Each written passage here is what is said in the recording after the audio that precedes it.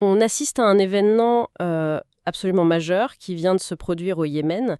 Le gouvernement légitime a ordonné l'expulsion totale et immédiate des forces des Émirats arabes unis de son territoire. Oui, et presque au même moment, on a tous vu circuler ces images de blindés émiratis ciblés, détruits. C'est une escalade frontale avec l'Arabie saoudite. Leur allié de la première heure dans ce conflit, la rupture est brutale. Et spectaculaire. C'est un véritable retournement d'alliance, oui. Un de ceux qui redéfinissent complètement les cartes d'une région. Mais ce qui est fascinant, c'est que si pour beaucoup c'est une surprise totale, pour certains observateurs, et notamment pour un pays, ce n'était pas seulement prévisible. C'était l'issue logique. C'était l'issue logique d'une stratégie qu'ils dénonçaient depuis près d'une décennie. Et c'est précisément là-dessus qu'on va se pencher aujourd'hui.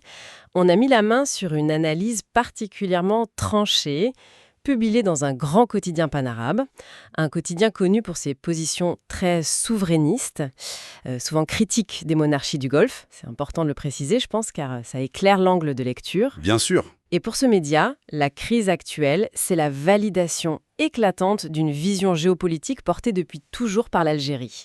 L'idée, c'est de décortiquer comment la diplomatie algérienne est présentée ici comme une sorte de radar politique. Un radar qui aurait vu venir ce clash qui était pour eux inévitable. Ok, alors allons-y. Le point de départ, c'est cette décision du président yéménite Rachad al-Halimi. Le texte qu'on a lu est très précis, il cite le décret officiel, décision numéro 9 de l'année 2025, qui annule l'accord de défense avec les Émirats. Mais en pratique, sur le terrain, ça veut dire quoi? C'est juste un bout de papier? Non, c'est tout sauf un bout de papier. C'est un séisme aux conséquences immédiates. La décision, en fait, c'est un ultimatum en 3 points. D'accord. D'abord, l'expulsion sous 24 heures de toutes les forces et de tout le personnel, militaire et civil, émirati, de tout le Yémen. 24 heures? Ensuite, la déclaration de l'état d'urgence dans les provinces de l'Est pour écraser ce qui est officiellement nommé une rébellion soutenue par les Émirats. Ah oui. Et le troisième point, le plus lourd symboliquement et juridiquement, les Émirats arabes unis sont désormais désignés comme un État ennemi. État ennemi, le mot est lâché. L'auteur de l'analyse qualifie d'ailleurs cette décision de « cri de vérité qui a trop tardé ». Et il enchaîne directement en affirmant que l'Algérie n'a cessé de mettre en garde contre le rôle des Émirats. Il utilise même une formule choc, je cite, « un clou dans le cercueil de l'unité arabe ». C'est une formule d'une violence. C'est très violent, oui. Surtout entre pays de la Ligue arabe. Absolument. Et cette formule, elle est vraiment au cœur de la lecture que fait ce texte. Pour l'auteur, la critique algérienne, ce n'était pas une simple posture. Non, elle se basait sur une analyse froide de la stratégie émirati au Yémen. Selon cet article, les Émirats sont accusés de jouer un rôle subversif, depuis le début. Subversif. Leur véritable objectif n'aurait jamais été de restaurer la légitimité du gouvernement yéménite, mais bien de se tailler sur mesure un empire de ports et de bases militaires le long des côtes stratégiques. Attends, je veux être sûr de bien comprendre le paradoxe. La source affirme donc que les Émirats, en soutenant des groupes séparatistes pour contrôler ces ports, menaçaient directement la sécurité de leur allié principal, l'Arabie saoudite, Oui, en risquant de faire éclater tout le sud de la péninsule. Ça semble totalement contre-intuitif. Comment est-ce que l'analyse justifie une affirmation aussi forte? c'est précisément le point central de l'argumentaire. Et pour l'auteur, ce n'est pas contre-intuitif, c'est la définition même d'une alliance transactionnelle qui arrive à son terme. D'accord, l'idée défendue, c'est que l'Arabie saoudite voyait le conflit à travers le prisme de sa sécurité nationale, empêcher une tête de pont pro-iranienne à sa frontière, point. Les Émirats, eux, l'auraient vu comme une opportunité commerciale et stratégique pour contrôler les routes maritimes. Au début, ça pouvait marcher ensemble. Exactement. Les deux objectifs semblaient compatibles. Mais, en armant des milices qui ne répondaient qu'à Abu Dhabi, les Émirats ont créé un État dans l'État, sapant l'autorité du gouvernement soutenu par Riyad, et menaçant à terme de créer un Sud-Yémen indépendant et hostile, ce qui est un cauchemar stratégique pour les Saoudiens.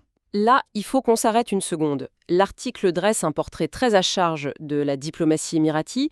Il parle d'une transition, d'une diplomatie douce, l'image qu'il projette souvent, à une griffe acérée. Qu'est-ce que ça recouvre exactement selon ce texte Essam? Ce que le texte décrit, c'est une stratégie qui privilégie ce qu'on appelle les guerres par procuration. C'est-à-dire? C'est-à-dire le financement et l'armement de milices locales pour faire avancer ses propres intérêts sans engager massivement ses propres troupes. Et l'article va plus loin, et c'est là qu'il est le plus critique, en liant cette méthode à ce qu'il appelle un alignement dangereux avec l'agenda sioniste. Ah oui, là on touche à un point très sensible. Très.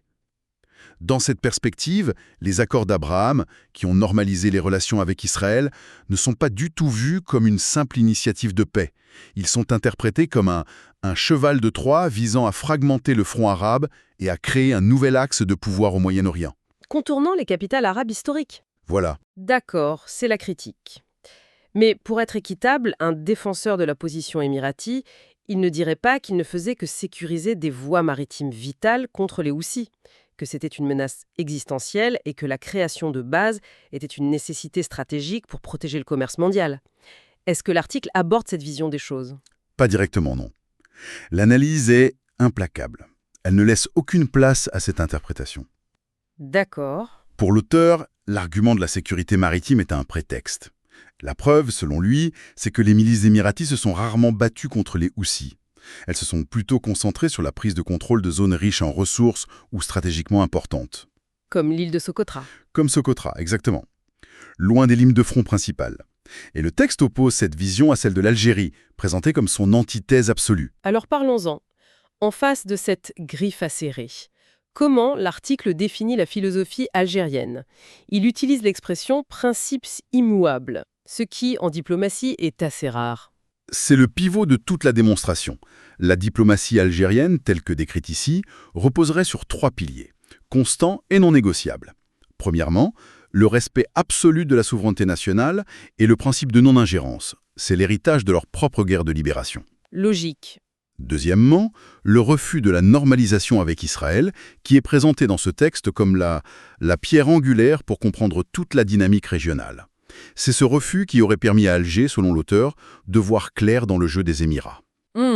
Et troisièmement, le refus de s'engager dans ce que la source nomme des alliances suspectes, en dehors d'un cadre légal international clair. L'ONU, l'Union africaine. Voilà. Des principes, c'est bien, mais en géopolitique, ça ne pèse pas lourd sans une capacité d'action.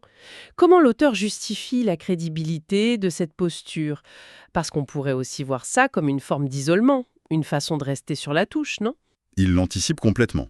L'argument central est que l'Algérie, et je cite, « ne s'est pas contentée de discours ». Cette posture diplomatique s'appuierait sur 2 fondations très concrètes. Lesquelles? La première, c'est la puissance militaire. Le texte est très direct là-dessus. Il mentionne une armée qui occupe des rangs mondiaux avancés et un budget de défense qui a explosé, pour dépasser les 20 milliards de dollars.